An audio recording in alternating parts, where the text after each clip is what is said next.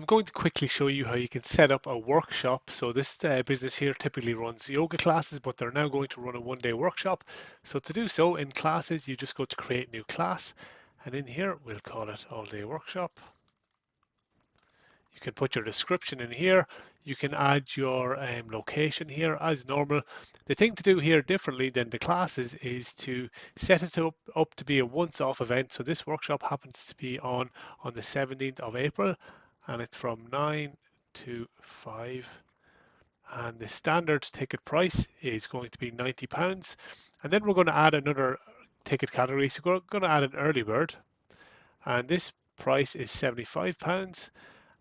So the standard one is refundable with 24 hours notice. The early bird is non-refundable, but we want to make the early bird ticket disappear. It doesn't. We want it to disappear at some point. It's not always going to be available, so it's going to be available up until 2 weeks before the class or the workshop starts. So we'll say 14 days, and it will disappear then 14 days before the 17th of April.